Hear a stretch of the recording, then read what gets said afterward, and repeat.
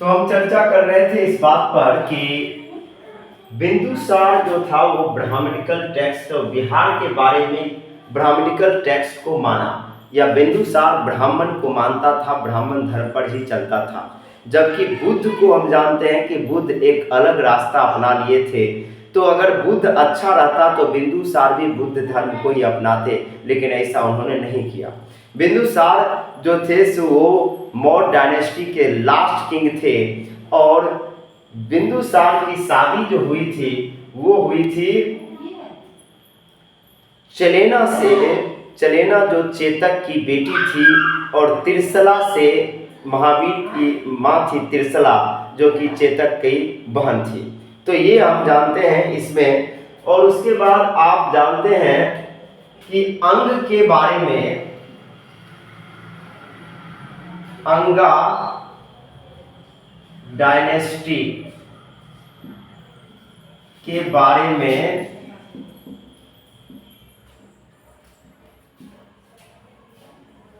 अथर्ववेदा में है। अथर्ववेदा में दिया हुआ है।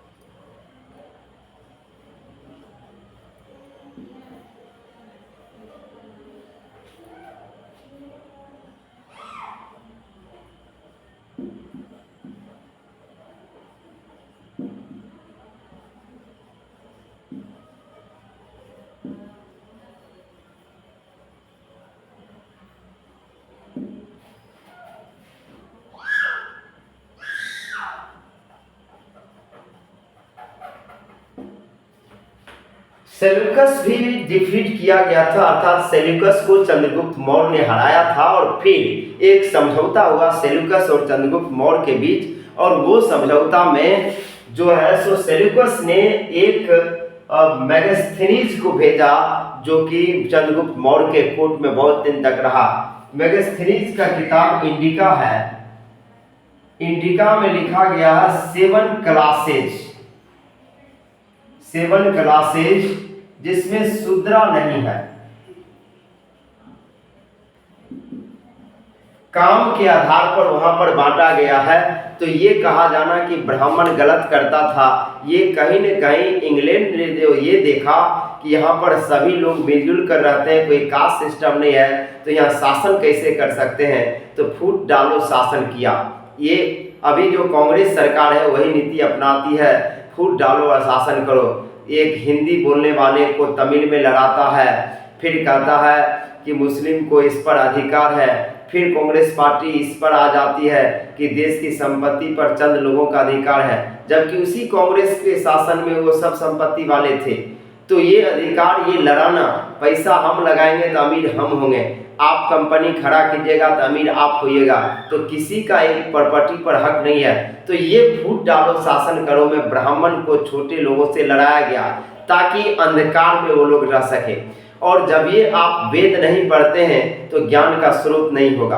अंग्रेज सोचा ये तो खजाना है, वो सब अपना ट्रांसलेट करवा कर सब खोज किया, पेटेंट करवाया, सारे चीज उसी से लिया। परमाणु संरक्षण हो या कोई मिसाइल हो या फिर दूसरे देश के भी बात कर सकते हैं, चाहे पूरा यूनिवर्स की खोज के बारे में हो, सब वेद में पहले से दिया गया था, दिन तारीख सब।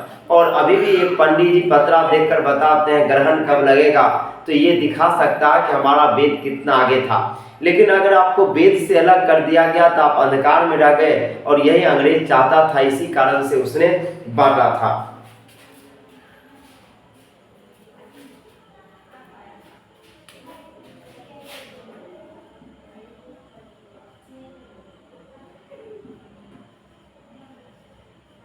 अशोका के टाइम भी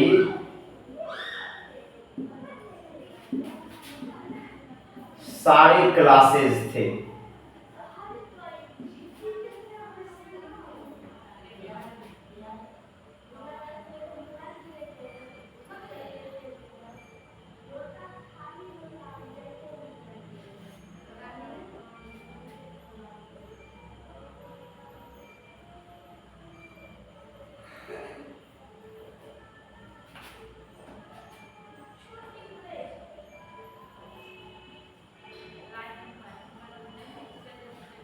फर्स्ट बुद्धिस्ट टीचर थे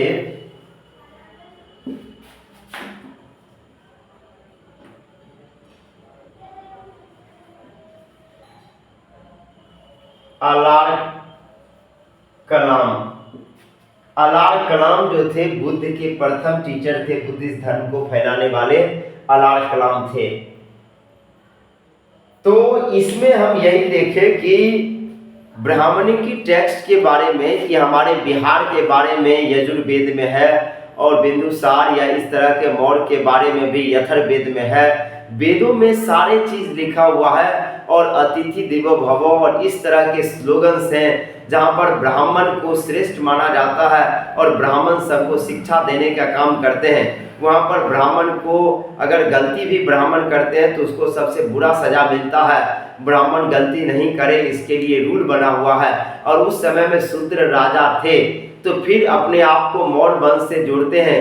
मौर्य वंश से जो जोड़ते हैं या अशोका को जोड़ते हैं वो क्षत्रिय थे और वो शूद्र नहीं थे। या गौतम बुद्ध जो थे वो क्षत्रिय थे। तो यहाँ के लोग अपने आप को बुद्ध धर्म से जोड़ते हैं, तो क्या क्षत्रिय लोग हैं? ये लोग जो अपने आप को बुद्ध से जोड़ते हैं तो पहले क्षत्रिय बनना होगा, फिर बुद्ध बनना होगा।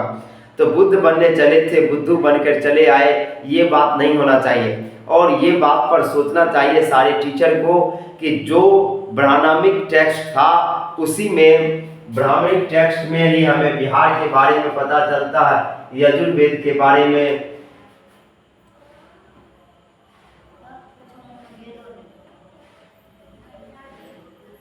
यजुर्वेदा डिस्क्राइब्स बिहारा। बिहारा मतलब बिहार। ये आपको देखना पड़ेगा। चेम्पू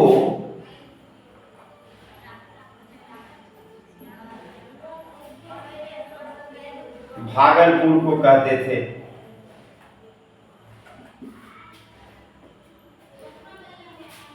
तो जो सेल्यूकस था, सेल्यूकस जो था वो चंद्रगुप्त से हार गया था, और सेल्यूकस हारने के बाद चंद्रगुप्त मौर्य से एक ट्रीटी साइन करता है, एक समझौता करता है। उस समझौता में चंद्रगुप्त मौर्य जो के यहाँ पर जो मेगास्थनीज था वो एम्बेसडर, राजदूत के रूप में रहता था, और वो बहुत साल तक रहा। और उसने किताब लिखा इंडिका, उसमें कहा कि 7 क्लास के लोग थे जो लड़ने वाले थे। क्षत्रिय थे, फार्मर थे मतलब किसान थे, वैश्य थे, दुकानदार थे, शिक्षक थे, सारे थे। इसमें शूद्र की चर्चा नहीं है। और बताया गया कि जितना समर्था से, जितना हार्मोनी और पीस, शांति से सब लोग रह रहे हैं, दुनिया के किसी देश में इतना समर्था इन लोगों के बीच नहीं है। तो मेगास्थनीज के इंडिका किताब में इतना बात लिखा हुआ है, फिर भी लोग कहते हैं कि शूद्रवाद और ब्राह्मणवाद था। ऐसी कोई बात नहीं थी। अंग्रेज ने इसको तोड़कर शासन करने के लिए,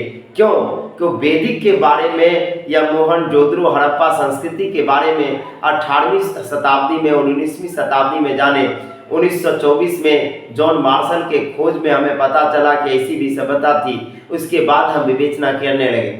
तो जब इंग्लैंड के शासन में सब हुआ, इंग्लैंड के सरकारी ऑफिसर सब थे, उन्होंने इसको टेक्स्ट को ट्रांसलेट करवाया। कुछ जो गलत टेक्स्ट था उसे भारत में परोसा, ताकि भारत में एक दूसरे के प्रति दुश्मनी हो। आज़ादी की लड़ाई में ऐसी कोई बात नहीं थी, सब एक थे। और उससे पहले भी जिस चीज़ की ज़रूरत होती है उसी चीज़ के लिए आंदोलन होता है। ऐसा कोई आंदोलन, जातिवादी आंदोलन नहीं हुआ था। राजा राम मोहन राय हो, दयानंद सरस्वती हो या कोई भी हो, जिस समय में जो काल में थे वो सभी ब्राह्मण थे। और ब्राह्मण अगर खुश रहते तो आंदोलन नहीं करते। यही बात को आप देखिए।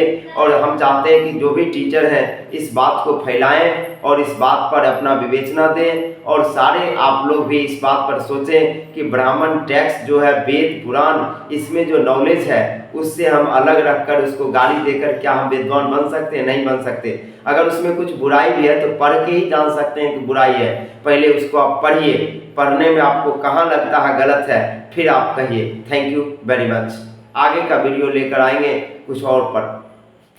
और एक न्यूज़ के बारे में भी मैं बता दूं कि अभी इजराइल और हमास के बीच में, फ़लस्तीन के बीच में युद्ध हो रहा। हम फ़लस्तीन नहीं कर सकते हैं, नॉन एक्टर स्टेट जो हमास है, जो आतंकी संगठन है जिसको फंडिंग करता है ईरान और कुछ और देश, वो हमास ने जब इजराइल पर अटैक किया तो इजराइल ने पलटवार किया। अभी राफा के बॉर्डर पर इजराइल ने युद्ध का शुरुआत कर दिया है।